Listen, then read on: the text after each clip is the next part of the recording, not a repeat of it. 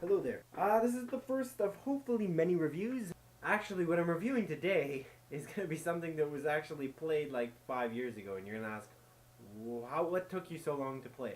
But this review is about Assassin's Creed 1. Each of my video game reviews are going to follow a basic format. For each video game review I make, I'm going to tap into 3 categories. I'm going to rate each category out of 10. The first category that I'm going to tap into is going to be story/plot, which is slightly different, so I'm going to be a little bit specific there. Second category I'm going to go delve into is going to be gameplay/freedom.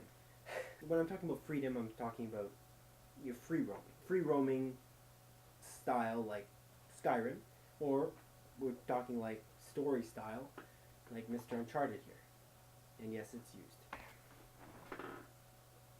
Yeah, and the last category I'm going to delve into for Assassin's Creed is going to be graphics, which to me is important, but the least important of the categories I've listed. The story of this game is quite neat. The story is that there's a man named Desmond Miles. He's kidnapped, and he's hooked up to this machine in a laboratory called the Animus. And this Animus, what it does is it jumps into his genetic code, and from his genetic code it takes memories from his past ancestor, who lives in the Last Crusade many years ago. And you basically play the memory, or he actually plays. Technically, Desmond is controlling his ancestor in the past.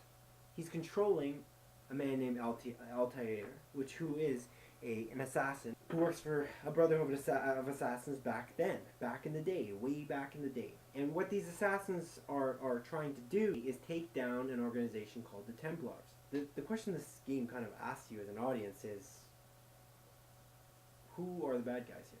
Is the assassins the bad guys, or are the Templars the bad guys? You control Desmond in the laboratory for brief amounts of time. He doesn't really have any movement. You basically just control him walking, and he does some investigation in the laboratory to see why he's here, how to get out, things like that. If I'm going to differentiate plot from story, is that the plot is just the events that lead to the story.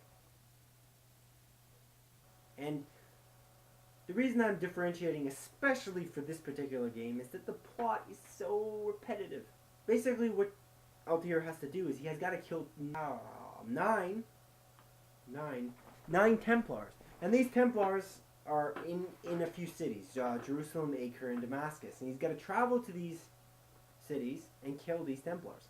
But he's got to kill 9 of them. And to kill 9 of them, he's got to do a few investigations. At least 3 investigations. For each assassination he's got to make, he's got to do 3 investigations. And the investigations are so repetitive. You do the same thing every time. It's interesting the first time. The second time it's okay. The third time, oh my god, I'm doing this again. And then the 4th time, it goes on like that. The thing is that you can actually do more investigations. You can do 6. I'm not going to do 6.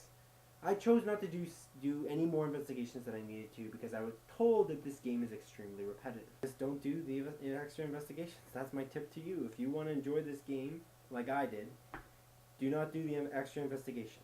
That's for sure. Plot and story, I'm gonna rate is 6.5. The reason why the rating is so low is because the plot, the events that lead to the story they're just repetitive as heck. So let's move on to the next category, shall we? Next category is gameplay/freedom. So the gameplay of this game is excellent. I really like the gameplay. There's a lot of free running, parkour. The free running is really neat because of the fact that the climbing system is really cool. You can basically climb onto any building. You can jump to the ropes, like clotheslines hanging out. Like you can jump to ledges to climb up to to higher vantage points. The climbing is great. I find that the climbing is a little bit flawed in some ways in terms of how the controls work out on the PS3 controller. I don't know if it's me just being an amateur. Maybe. Pointing at a specific area to climb is sometimes difficult, and you just like, I didn't want to climb there. Why did you make me climb there? I don't know why I said that like that. But yeah, like you might think like, why on earth did I just miss that ledge? I really tried to get on that ledge. And like there's guards chasing you, and you're like, God, why?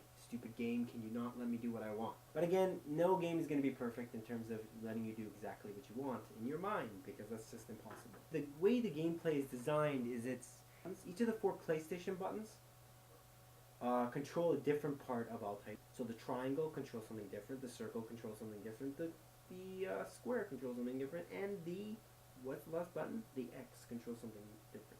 It controls a different part of his body. I think they called it, in some reviews, a puppeteering system.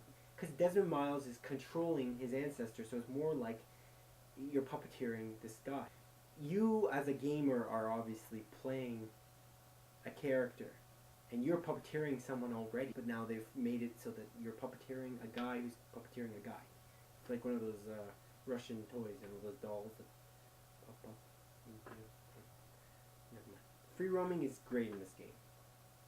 You can go virtually anywhere in the city, and you can go outside the city to travel from city to city. So, the rating for the gameplay and freedom, 7.6.